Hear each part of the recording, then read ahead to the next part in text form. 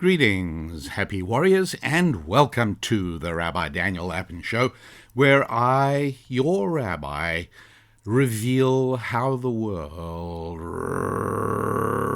really works.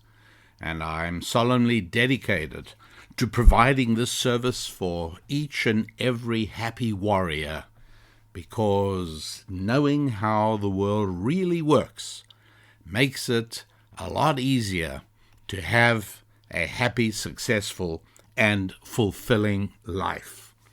And part of that happy and successful and fulfilling life is a question of relationships. And at the heart of relationships lies the question of male-female relationships. It's obviously not an accident that at the very beginning of the Bible, in the very first chapter and then reinforced in the second chapter, we find that one of the most important relationships dealt with really early is the relationship between husband and wife, between a man and a woman. And it's only much later in Scripture, in the book of Exodus and later on in Deuteronomy, that we find details of other relationships where one man hires another man to do a job, or contentious relationships where fights break out. And one of the things that ancient Jewish wisdom stresses is that the entire purpose of the Bible is relationship obsessed. The whole thing is helping us establish effective and proper and fulfilling relationships. So I thought we should start today by taking a look at this most fundamental of all relationships, the relationship between a man and a woman who decide to hold hands and make their way through life as partners, to make their way through life as mates together, hand in hand. And we'll start off by looking at three paradoxical and very counterintuitive facts about marriage. And here they are. Number one, tenure makes for bad relationships. Number two, most relationships or partnerships do best with a partnership agreement. And number three, most things you get better at with practice in varied circumstances. So let's go back and look at these three paradoxical and counterintuitive realities about marriage. One is the whole question of tenure. Now, tenure makes for non-productive relationships. Tenure is not a good thing. People who work in the post office have tenure. People who work at FedEx do not have tenure. If you work for FedEx and you don't perform, you get fired. If you work for the post office and you are found to be dumping your mail, if you're a mail delivery person and you dump your mail, hard to think of a more severe infraction of the entire mission of the post office than dumping the mail and going home. And yet postal workers who have done that have not lost their jobs, suspended, reassigned, disciplined, but not losing their jobs. You underperform at FedEx, you lose your job. You underperform at the post, you don't, because you have tenure. You cannot be fired. University professors. Now, I understand what they claimed. We need academic freedom. We have to be sure that we can tell the truth without getting fired by the administration. That was the original idea of tenure, and at the time seemed to make sense, and for a number of years it worked just fine. But today, it makes no sense at all, because today, you and I, with our tax money, and the government paying this money to universities, is actually financing professors who are undermining students' relationships with their families, undermining students' relationships with their faith, and undermining students' relationships with their countries. And if you wrinkle your brow and you look at me in puzzlement as I say these words to you, then you are not following what is going on right now on the American university campus and has been going on for 20 plus years already. The undermining of meaningful relationships. Sometimes students now reveal that they are university students by the sheer idiocy of things they say, the sheer foolishness of utterances and beliefs that students have betrays the fact that they are spending too much time on a university campus. And so today, what should happen is many professors should be instantly fired. They should be dismissed right away for implanting in young and impressionable minds destructive, damaging, false, bad ideas. But tenure allows them to say anything and retain their jobs. So in general, if you are bringing somebody aboard as a new hire in your young startup company, the very last thing you want to do is let them know, and this is obvious, right? You wouldn't say to a new hire, by the way, I just want you to know, now that we've hired you, you've got a job for life. No matter what happens, you won't be fired. We want you to be happy. We want you to feel secure. We want you to feel comfortable. You've got nothing to worry about. This is your job for life, right? Who in their right minds would do that? Certainly nobody who is going to be in business in a year's time. You don't do that. All of us, I hate to say it, but it's true for all of us. We all work more effectively, more diligently, more conscientiously, more productively when we know that our job is at risk. It's just a reality. Okay? And so I don't care if it's a university professor or anybody else, the boss's ability to fire you makes for a better performance. It always does. And furthermore, it should be acknowledged that the whole idea of academic freedom is nonsense. The person who pays you your money is your boss. I don't care if you're a university professor. It doesn't matter. I don't care if you're a journalist on a paper. But if the university administration says, we do not want you saying these things in the classroom, you better not say them. Otherwise, you should be fired. If the editorial office of the newspaper says, we do not want you covering this story, and the reporter says, well, I have journalistic integrity. Well, good. Then resign and go and practice it somewhere else.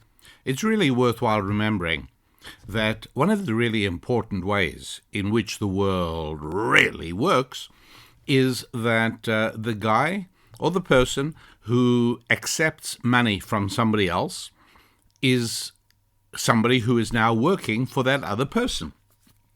And they are the boss, and you are subservient. There is no way around that. That is the reality of the world. And if you save up your money and become aware of how the world really works, and you eventually see an opportunity and you start your own business, then the people that you hire and pay will listen to you. But this whole idea that there is a carved out exception for certain categories of people, like university teachers or journalists, who do not have to listen to their bosses because they answer to a higher authority. Listen, it's simple. Go get the higher authority to pay you, okay? But if you accept pay from Tom, then Tom is your boss. And if you don't like what he instructs you, you have a very easy solution. And that is quit your job and hopefully find a job more to your liking. But there isn't another alternative. This is a reality. And it's really important to know that and understand that. Whether you are in the role of paying someone else to work for you, you've got to feel confident in making absolutely clear precisely what you want your employee to do and what you don't want him to do. And you know what? The employee will feel better also having clarity in that relationship. And similarly, people who, and look, professors have had a very good run of a number of decades where they've really been king of the castle. They could do what they like. They had very little work to do. They were paid very well. The perks were outstanding. And they pretty much had what they thought of as academic freedom to say and do and teach exactly as they wished. I have a feeling that those days are now over. And so life in academia is not going to be quite the way it has been up till now. And that's probably, even if you're in academia and you're an honest academician, you might just agree with me when I say, well, it's sort of time. It's time for a correction. It's swung too far in a very destructive direction. So I hope you can see that I've tried to make a fairly clear case that tenure is not a good thing in a relationship. Right? Pretty clear. And yet, what does a man do when he gets married? A man marries a woman, puts a ring on her finger, and says, this is forever. I will love you forever. We will marry till death us do part. Well, that's about as secure a tenure as I've ever heard of. Surely that's not a good idea. It's not a good idea in journalism. It's not a good idea in the post office. It's not a good idea in academia. It's not a good idea anywhere to tell somebody, you know what, you're with me forever. You know, you don't have to worry. Nothing is going to change it. And yet, that is exactly what marriage is. Now, some people these days have removed the old formula of till death us do part. But conceptually, that's kind of what they're still saying. You know, most people get married sort of thinking in terms of forever. And the fact that divorce statistics are so appalling that makes the phrase almost a joke is neither here nor there. That was still the ideal. And so we have to try and understand, why is it that a rule that works so well in almost all human relationships, no tenure, your pay and your job depends on your performance. That's how it is. And I go to my work every day knowing full well that I have to perform, otherwise I risk my job. That's good for me, it's good for my employer, it's good all the way around. And yet, when I get married, it's okay for me to say to my wife, you know what? In sickness, in health, in good times, whatever it is, till death us do part, you and I going to be together. What happened to the rule that tenure isn't good? That needs a little bit of an explanation.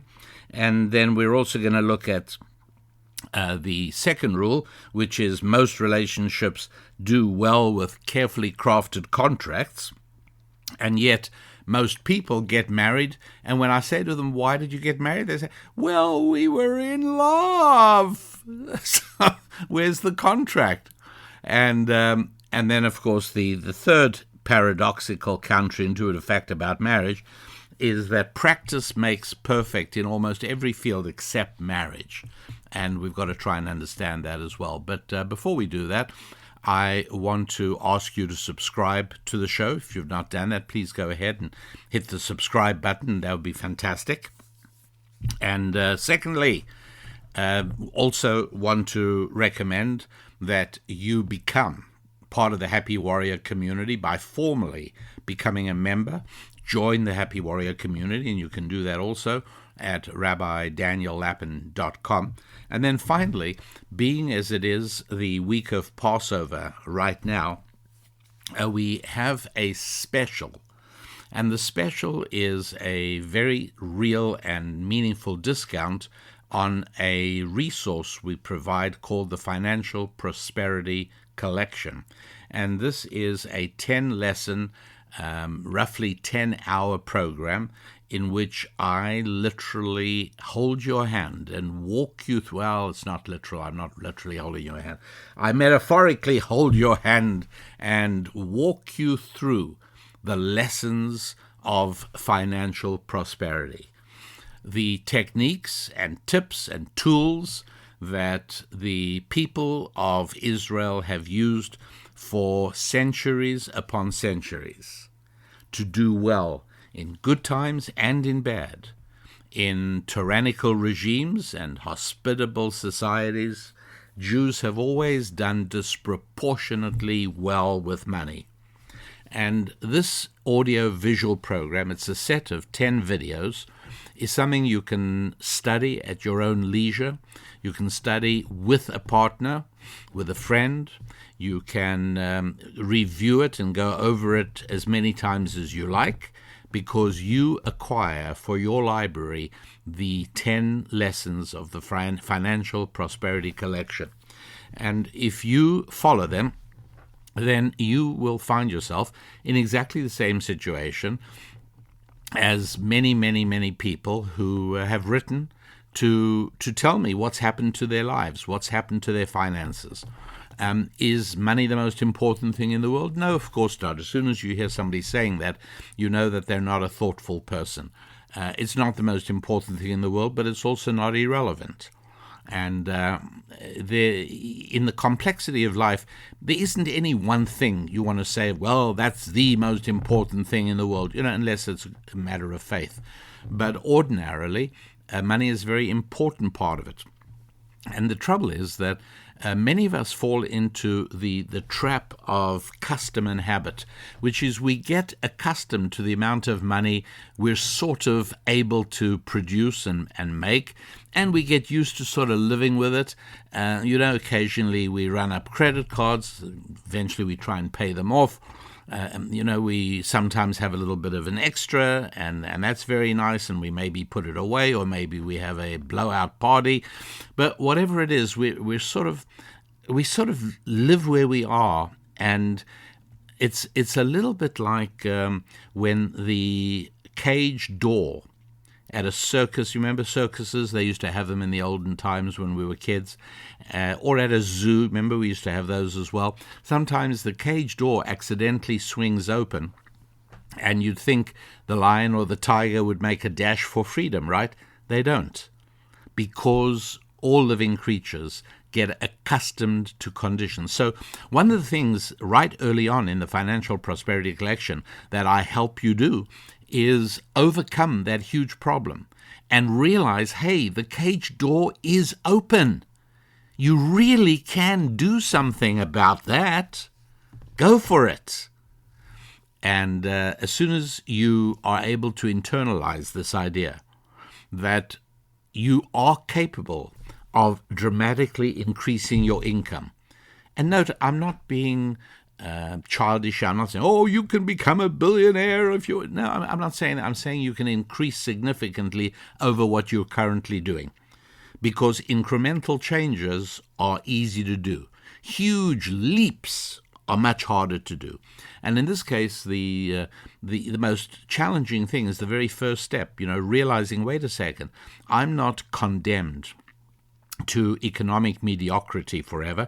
I don't have to be exactly where I am now. There is no reason for me not to double my earnings.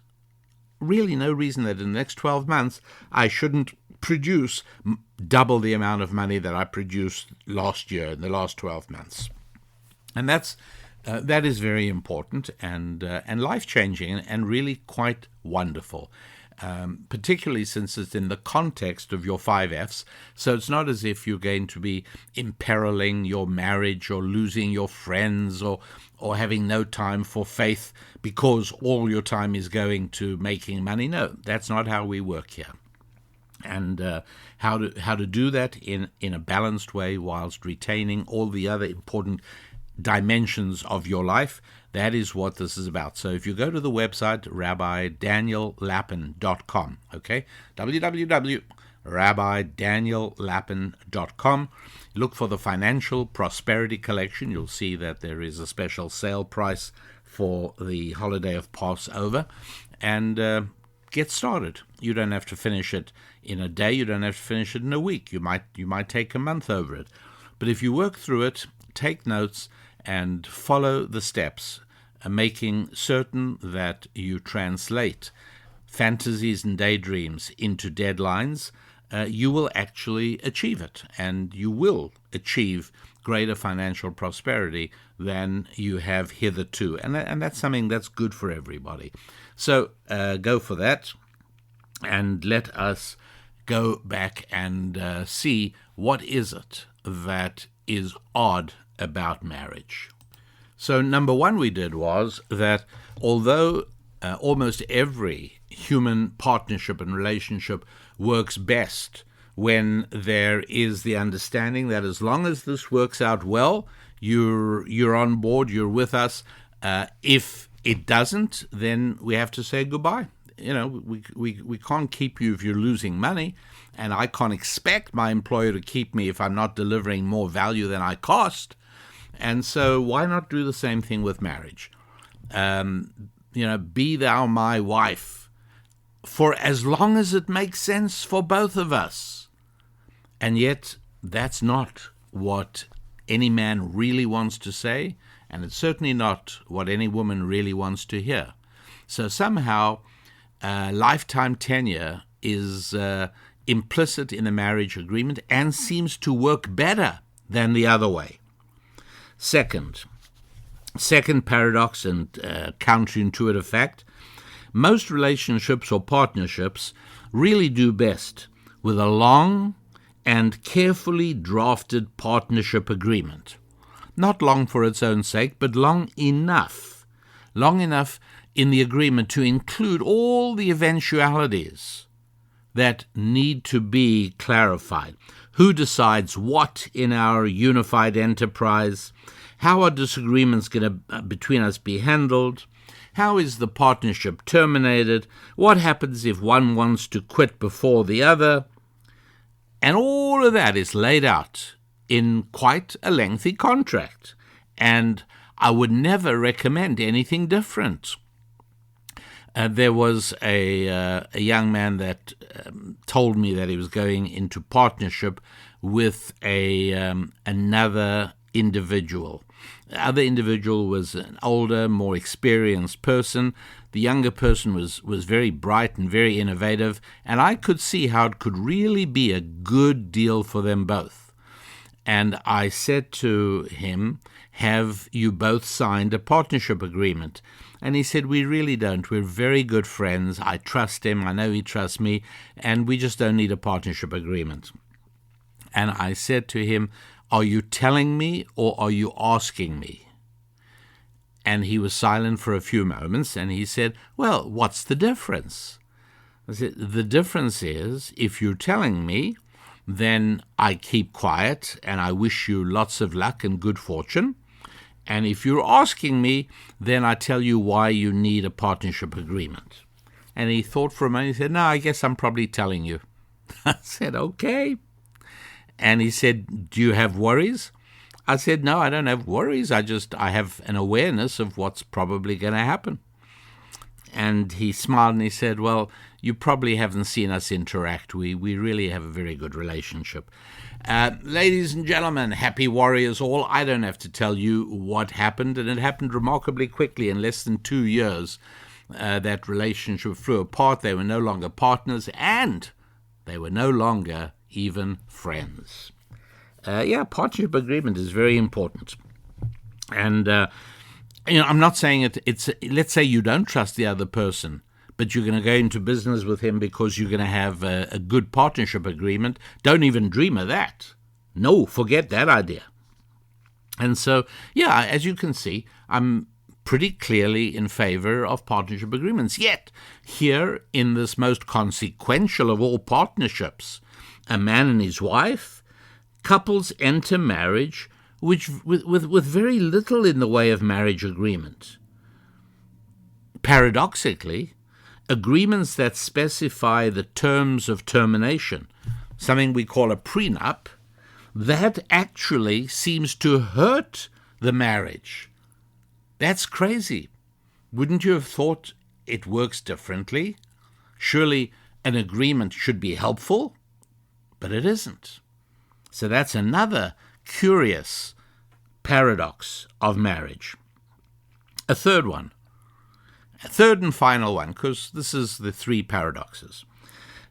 most things you get better at with practice in varied circumstances. Think of airline pilots. They start off training in two-seater Cessna trainer aircraft.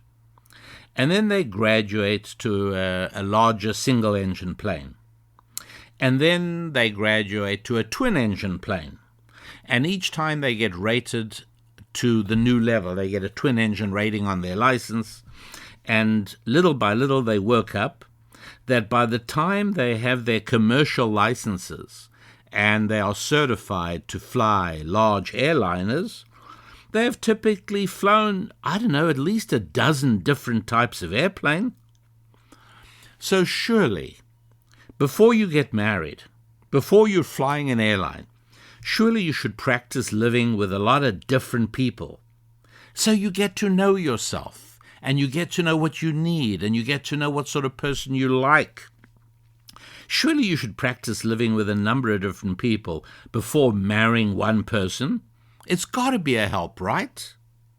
Paradoxically, the more people you live with before you get married, the less the likelihood of a successful long-term marriage. Isn't that weird?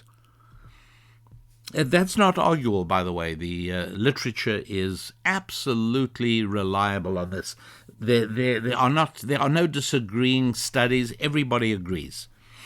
The more partners you've had before you get married, the more difficult it is for that marriage to be a happy, successful, long-term marriage. I know that's rough in this day and age where that is, for many people, more the norm than the exception. I do understand that. But I've often thought about this question of whether I should tell you of how the world really works, or whether I should tell you about, kind of how the world has settled into working in the current time. And I decided you don't really need me for that, because you can look around and get a pretty good idea yourself of how things are. But what you probably do not necessarily have is an understanding of how the world really works. Sometimes that does mean it is too late for you. And that breaks my heart. I feel so sad when that happens. One of the saddest things I hear from people, and they come up to me at speeches or appearances, and people say, after I've taught something in the speech, "Where were you when I was 20 years old? Why couldn't I have heard these things before I got married?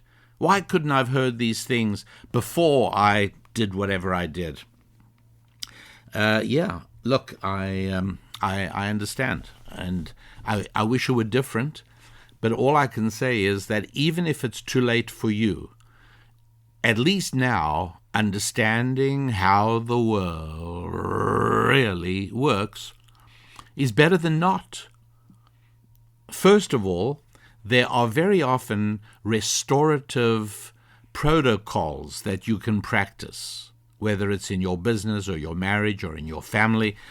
Very often, there are strategies you can employ that can begin to put the marriage or the enterprise or the family onto a more correct path. So it is better to know than not to know. And finally, there are bound to be younger people than you in your orbit whom you can help enormously, whom you can influence, and the trajectory of whose lives you can help shape by letting them know a little bit about how the world really works. So remember the three paradoxes, because we'll still be trying to resolve them. The first one is that surely it would be better at a wedding for the husband and wife, instead of vows, maybe what they should say to each other, "You know what? As long as you try hard, I'll stick around." And the other one should say, "And as long as you try hard, I'll stick around." This marriage will be together for as long as it makes sense, for as long as we both derive more benefit than pain from the marriage, okay? And this way we know we'll both try really, really hard. None of us will become complacent, because doing so will risk the marriage just the way a complacent employee at FedEx risks his employment. Number two, where's the long partnership agreement? I mean, really? Would you marry me? Yes, I'd love to marry you. Oh, wonderful, we get married. Great. Where's the partnership agreement? Where's all the agreements on how resolutions will happen, and how fights will take place, and how disagreements will be resolved, and how contentious decisions will be reached? Like, how's all that going to work? And how is it that so many successful marriages that you know of and I know of that never ever made such an agreement, and yet the marriages worked beautifully? How does that happen? Because no ordinary partnership without an agreement can possibly work. And lastly, we get better with varied practice at almost everything. So surely, before your son gets ready to get married, you should tell him, listen, the first thing you need to do is have a lot of relationships, because that way you'll get a sense of, what different women are like, and you'll know what sort of women you want to marry. And you can say to your daughter, listen, you really need to be out there and get to know a lot of guys intimately, because that'll prepare you for marriage, because you'll have so much more experience, right? And yet, intuitively that doesn't work. And if you don't, there's enough literature available on the internet of reliable statistics on this. It doesn't work.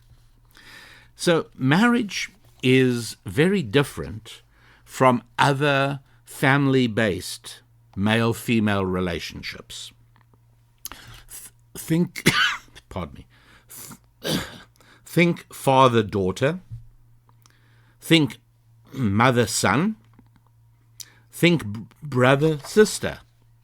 That's it. Right? Mother-son, father-daughter, brother-sister. Now, the interesting thing is that distance does not hinder any of those relationships. I can live in another continent from my sister. We're still brother and sister. I can live far away from my mother. My father's daughter can live far away from him. It's still the relationship. The distance does not hinder those relationships. But marriage requires proximity. That's a uniqueness of this male-female relationship. Anytime a couple tells me we have a bi-coastal marriage, he lives on the West Coast, she lives on the East Coast, and every 2 weeks we get together in Omaha. No, that's not a marriage, and it's not going to be a marriage at all for very long. Short period of time, yes, with an agreement it can work, but don't count on that as a marital model. So now we move on to an understanding of an essential secret of successful marriage. Some of you, if you are a regular on the Rabbi Daniel Lapin show, you might remember an earlier show. It was the second last show of 2023. It was in December of 2023, and it was about how marriage is about sharing a bank account and a bed. That's right, dealing with physical intimacy. It is a challenge to understand. A male and a female have a man and a wife have a relationship that is quite different from a brother-sister relationship or a mother-son or a father-daughter. It has an aspect of physical intimacy which is at the heart of so much of the storm and tension in marriage. So often where couples come in and they're having a challenging time, and one of the very first questions that any competent marriage counselor asks is, not wanting to pry, but I do need to know whether the physical relationship is satisfactory, it's satisfying, it works. And usually not, because the physical aspect of the relationship has so much to do with making that marriage. And so if it's not there, or if something isn't working, that's no surprise. And so throughout literature, the tension within a novel so often revolves around sex. Great novels, Anna Karenina, I've just been rereading that. The tension builds page by page while you are trying to figure out whether Anna is going to make a bad mistake or not, and the bad mistake involves another man's bed. So it's always been a challenging thing to understand, and indeed a lot of literature is devoted to sort of trying to make sense, to try and explain this enigma of what is the magic and mystery of this physical relationship between a man and a woman. Is it good or bad to start with? Is it a good thing or a bad thing? Well, on the one hand, how can the source of life possibly be bad? But then on the other hand, how can the source of such great sensual pleasure be good? Surely sensual pleasure is more of a lower level human functioning. So you got a problem here. I don't see how sex can be good, but I don't see how it can possibly be bad. So what is it? And interestingly enough, in ancient Jewish wisdom and the way the world really works, sex is really holy. That's right. It's holy. Now, like anything holy, it can be abused because things that are holy are very powerful. Holy things are invariably powerful. And if a powerful thing is abused or used incorrectly or misused, it can cause terrible damage. And so it is with the holiness of sex. If used correctly, it's an immensely powerful and good thing. And if used incorrectly, it can destroy a society.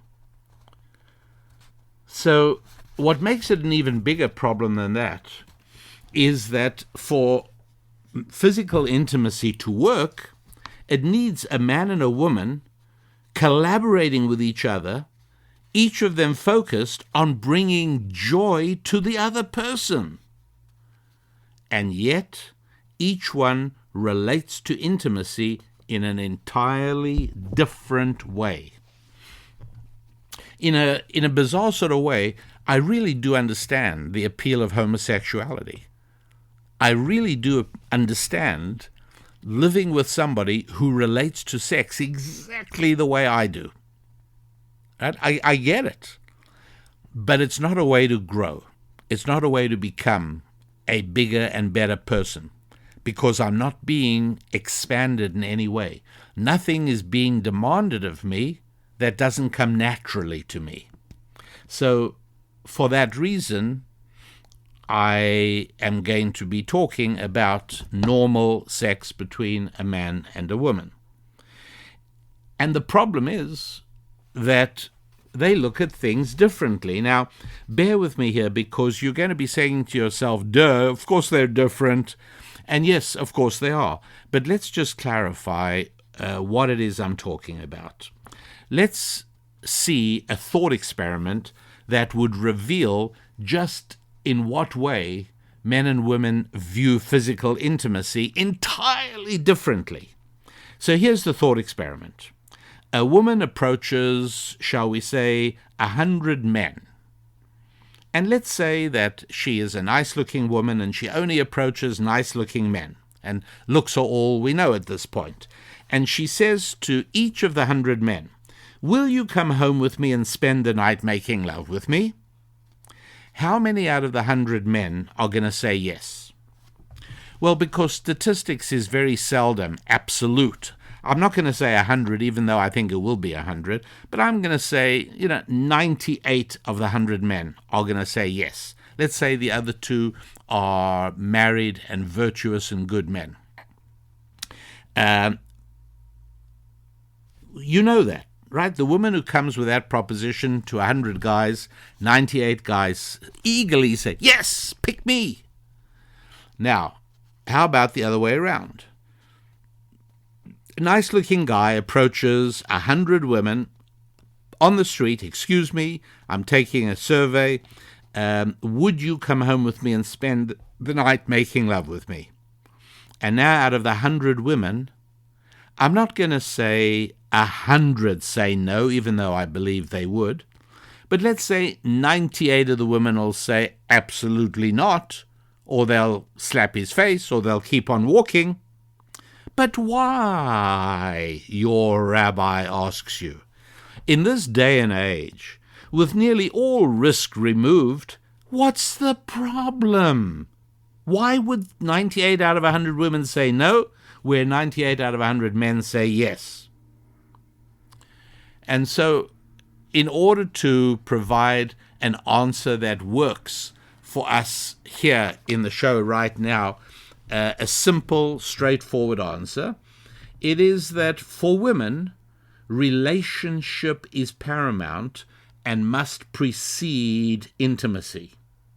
For men, intimacy needs very little in the way of prerequisites, prereqs, right? And so with this huge difference between men and women, we now take a man and we take a woman, marry them to one another. How on earth is it supposed to work? How can it? And I have to respond and answer the only way I know how, which is how the world really works. And I provide that not because I am a genius, and I provide that not because I have lived so many years that I know all the answers. No, I know how the world really works because of a 3,000-year longitudinal experiment of the Jewish people, where a core component of the Jewish people have remained true and faithful to the words of the Bible and to the teachings of ancient Jewish wisdom, and I draw on that. Now, for many of you who are listening, and I know that many who are listening have no relationship with faith, with the Bible, with God, and that's fine. And so for you, I don't expect you to hear what I'm saying or to take to heart anything I say because it comes from ancient Jewish or because it comes from the Bible. No, I get that to you, that's completely irrelevant. So to you I say, forget where this comes from. It's irrelevant if it came from a psychology textbook or if it came from experience. It doesn't matter. All you should do is evaluate on the basis of your own life experience how accurate and applicable the information is. That's all you should do. And if you arrive at the conclusion that I'm talking through my hat and that there's nothing here of any truth or authenticity for you, then dismiss it. If, on the other hand, which I think is probably more likely, you will see, wait a sec, I never thought of it. That's very interesting. That might be true. I've got to test that. I've got to try that out.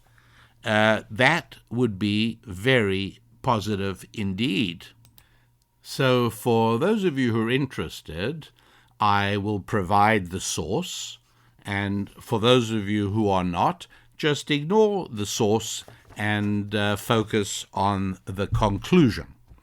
The source is a biblical book called Song of Songs, written by King Solomon himself.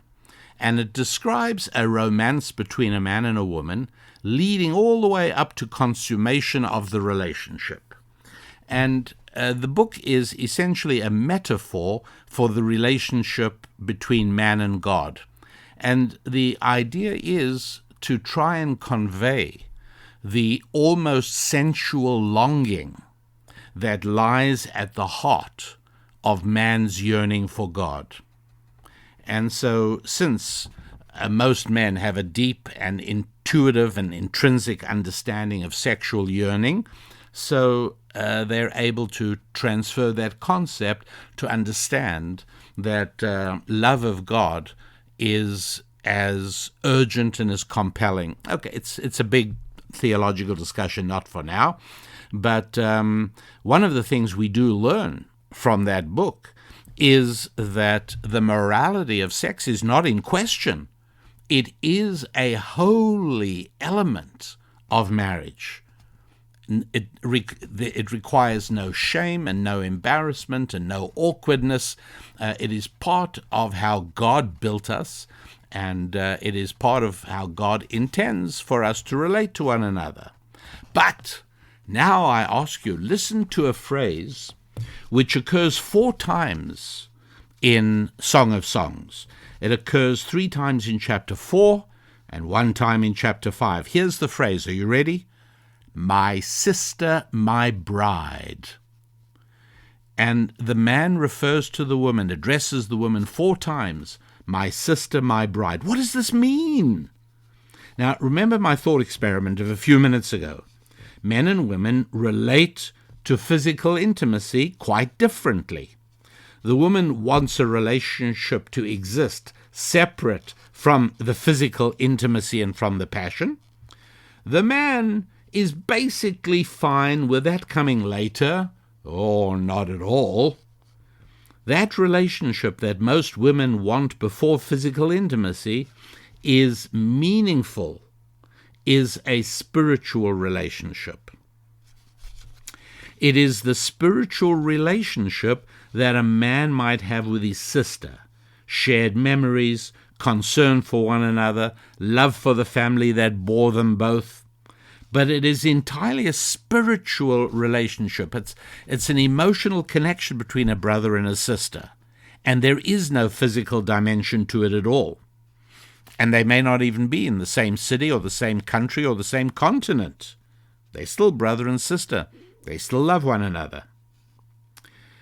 The physical relationship a man might have with his bride is a physical bond that unites them. So the biblical blueprint of a marriage is captured in those words, my sister, my bride. A key to the marriage is for both man and woman to understand that the relationship is both a brother-sister relationship and a bride-groom relationship. What am I talking about? Just bear with me for another minute or 2 and you'll have it down clear. You see, most men assume that there is no pain or hurt or sadness that men feel that cannot be cured by touch, by physical intimacy. Because for us guys, that is largely true. No matter what pain or sadness a man suffers, when his wife surrenders herself to him, he is miraculously cured. That's how it happens most of the time. So naturally, men assume that it's true the other way around as well. When his bride is feeling sad and unhappy and hurt, it is the most natural thing for a man to assume that taking her to bed will solve everything, as it does for him. But of course it does not. She needs a relationship at that point, and relationship means talking, not touching. Perhaps an arm around the shoulder or a hug, but no erotic overtones. At this moment, she needs a brother, someone who can make her feel better with words. But of course, hubby has had almost no practice in this and is more or less clueless. So, what is a practical solution that you can use in your marriage. And for that, we need to visit another Bible passage. However, before looking at that verse, I must first explain to you that not all words can be cross-culturally translated. There are many words in the Inuit language for snow, and not all of them can be translated because English only has basically a word or two, snow, powder in the context of skiing, but we don't have a lot of words for snow. And it's like that in many, many languages and translations. Very hard to accurately translate German or Russian into English because there are certain aspects of both German and Russian that do not easily transfer over to English. Well, Hebrew is like that as well. And there is a word in Hebrew, the Hebrew word is tamei. And here is how it is translated in most Bibles. It's translated as impure or unclean. And though both of those are appalling translations, they're not true at all. The word does not mean unclean. It doesn't mean impure. The word tamei really means, and there is no word for it in English, it means a subconscious but overwhelming awareness of death. And the reason that this features so much in Hebrew but not in English is because Hebrew acknowledges how much of a role spiritual realities play in the happiness and success of a human being. And right there at the heart of much mental disorder, at the heart of much anxiety, and at the heart of much depression lies an inability to relate correctly to the idea of death. And, you think about it, on the one hand, it can fill you with a sense, if you obsess incorrectly about death, no matter how young or old you are, you can become filled with a deep and dark sense of the futility of everything, the hopelessness of everything. After all, look how it's going to end. And it really can, if you don't have the correct spiritual techniques for dealing with it, it can be very debilitating. And on the other hand, it also has the ability to cause people to behave destructively in another way, where people say, hey, you know what, eat, drink, and be merry, for tomorrow we die. So, okay, we only go around once, and you live very self-destructively and destructively towards other people as well, because you think, well, I've got to get in as much as I can of sensual experience. So you see the problem. So there is, throughout Scripture, there are ways of dealing with this quality, this destructive awareness of death called tamei. And it's really important things to understand, because a colossal challenge to successful living is dealing with death. And so that is something that we have to understand. And what it has to do with the subject at hand is that if a man emits semen, it doesn't have anywhere near the same meaning as when a woman emits a seed. And that is because a man seemingly has limitless numbers of seed. And so there's no suggestion in his mind, there's no even subconscious thought that losing one is an incurable loss. But it's not like that with women. With women, there's a fixed number of seeds.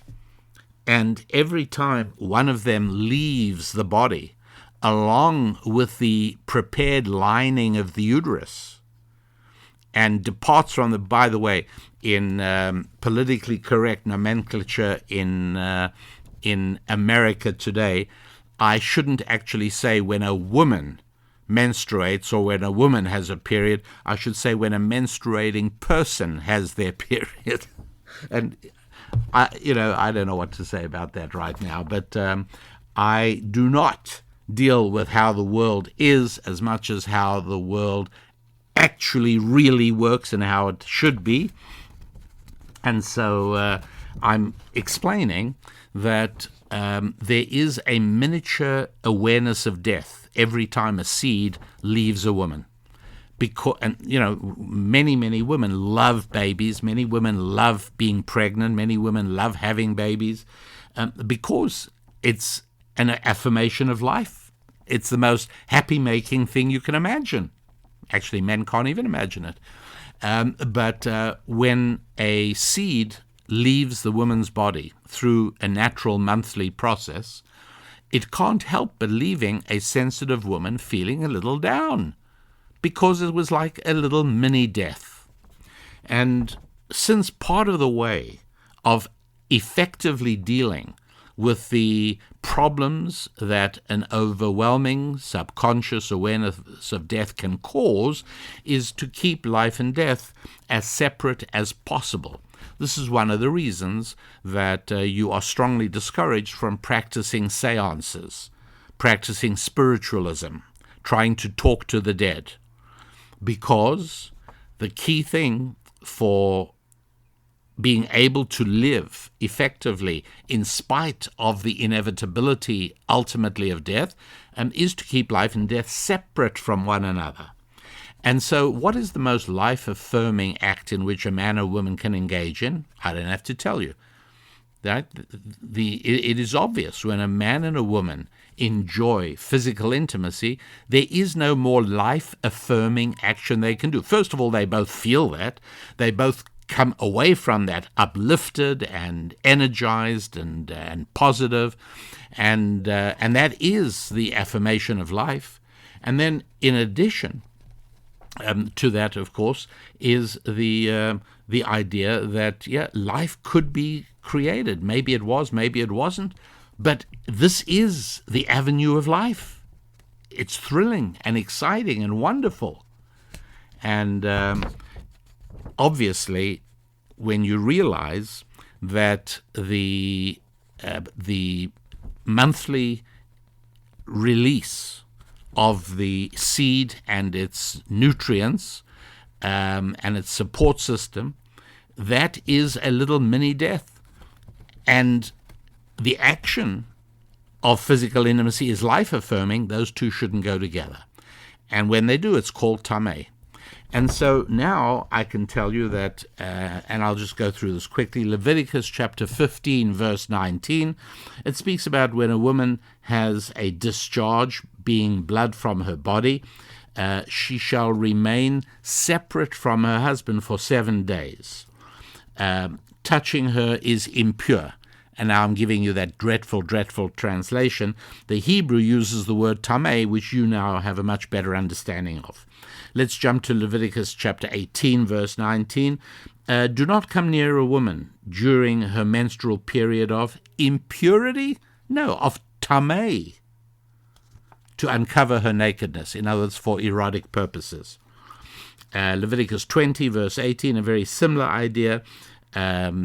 And so 3 times this is said, that for 7 days, starting with the beginning of the menstrual period, a couple should not sleep together. Okay, that's what is written clearly in these 3 different chapters in Leviticus, 15, 18, and 20. Okay, so what's going on here?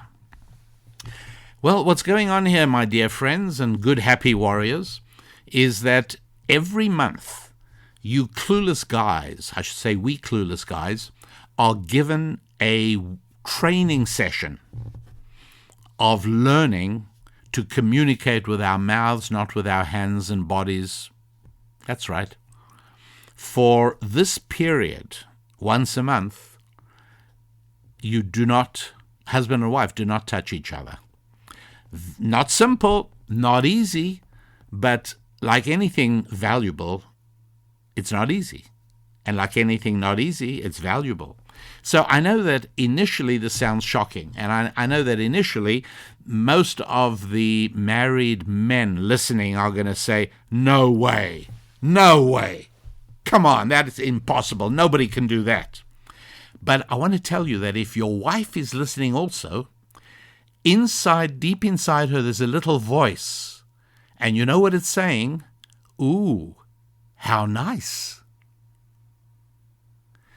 Now do you understand the language of my sister, my bride?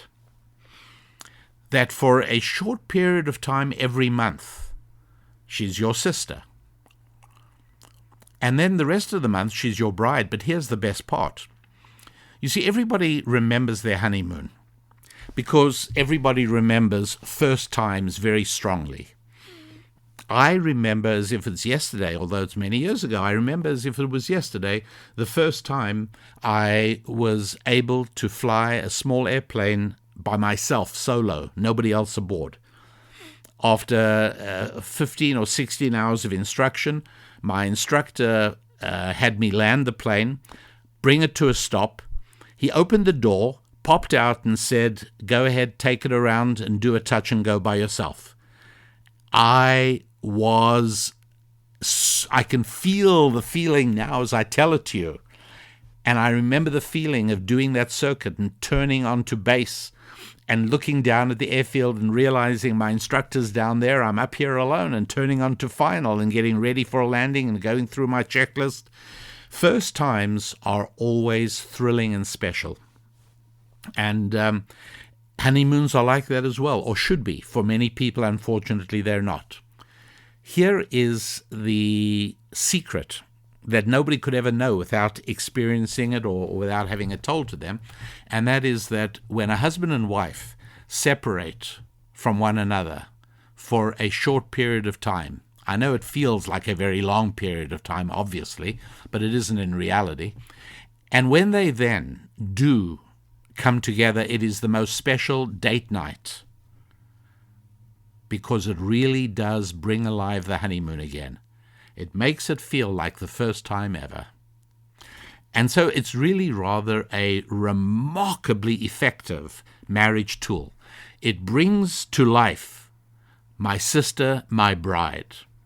It gives a man a training session every month of becoming more and more capable of speaking to his wife, not just touching or performing for her. No, it's speaking. That is the fundamental tool of communication. That is the fundamental tool of connection. Yes. And that is what a man gets to do once a month. And that recreates the unity, which is very difficult to bring about by itself. It's very difficult because after a couple of years of marriage, ask yourself, how do you banish the tedium of familiarity? How do you recover that original euphoria? It's not at all easy, but this is how it's done. And so it is possible that all the tension inherent in a relationship of physical intimacy, a man dealing with the reality of the commitment that this act produces, whether he likes it or not. And men realize this, They do realize it because it's something I've experimented with lots and lots of guys.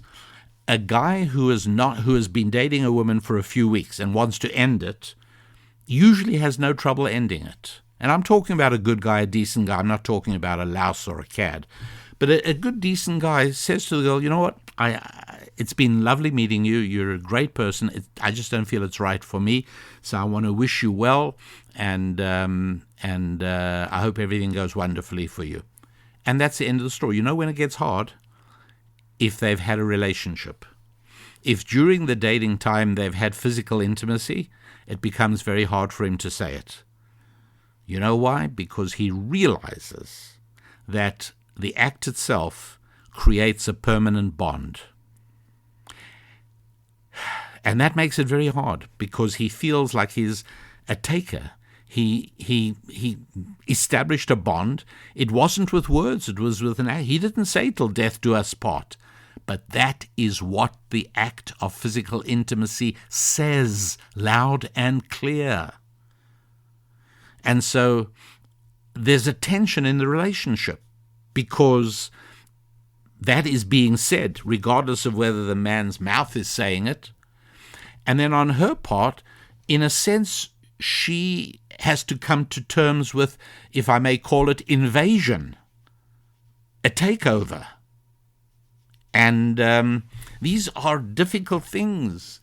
Again, the excitement and the euphoria allows one to push them to the side. But there they are, real. And that helps us, I think, begin to understand at least the first of our paradoxes and counterintuitive facts. Tenure makes for bad relationships. Yeah, that's true. But in marriage, tenure is crucial. You know why? Because the act conveys permanency. And we're sharing a bed and a bank account. And sharing that bed creates a mood of permanency. And that's why she wants to say, will you love me forever? Today she feels awkward and uncomfortable saying it. But she wants to say, is this forever? And on a certain level, he deep down can relate to that as well. Because on its most deepest level, he does not ever want any other man to know this woman as he does. He wants exclusivity. He also wants it forever. And so foreverness is built in. And so attempting to create a relationship based on performance, well, innately it's a contradiction. It can't possibly work. So that's number one. Number two, most relationships or partnerships do best with a long and carefully drafted partnership agreement. True, but not marriage. Whereas there certainly should be many things discussed. It's not enough to say, we're in love, let's get married. Of course they should talk about things in advance. But if the marriage is in the framework of a traditional matrix, well, then it becomes a lot easier, because there are certain, they are called gender roles, and they are attacked by secular culture. But gender roles are actually really, really important, because they tell a man what is expected of him, and a woman, but it's more difficult for the man. And thirdly, most things get better with practice in varied circumstances. So tell your son, hey, live with a lot of women before you pick one to marry. Or tell your daughter the same thing. No, that doesn't work. This is one of those situations. This kind of relationship is very different. This relationship is based on exclusivity. It's based on exclusivity and permanence. And indeed, for many people, unfortunately, the way the culture is today, many people have no idea of the ecstasy that comes from developing a long-term relationship with just one person. Most people haven't had that experience. But the reality is, you want to know how the world really works? Best shot at a wonderful marriage where neither man nor woman has had any previous relationships, and that they commit to one another permanently, forever, and that they have a relationship where she is his sister and his bride, because there are times where he has to be able to talk to her, not touch her. And that brings the lasting happiness that is the ecstasy of a successful marriage. So, ladies and gentlemen, happy warriors, each and every one of you, thank you for being with us for this show. Thank you for sharing this. And this show particularly might be something quite useful, particularly if there are younger people in your orbit who need a little bit of a new way of looking at reality before they make indelible mistakes that'll result in them saying to me after many years, why didn't you tell me this when I was 22? Yep, that's what I'm trying to do here. That's what I'm trying to make sure enables these ideas to spread widely for everybody. So thank you very much for being part of the show. Become a happy warrior at RabbiDanielLapin.com. Get yourself a set of the Financial Prosperity Collection. And do be in touch on the We Happy Warriors website. Do be in touch. Let me know your thoughts and tell me how you relate to this particular show on the Rabbi Daniel Lapin podcast. Thanks so much, and I wish you a wonderful week of growth with your 5 Fs. Please make it a week in which you progress positively with your family, with your finances, with your friendships, with your fitness, and yes, also with your faith. I'm Rabbi Daniel Lapin. God bless.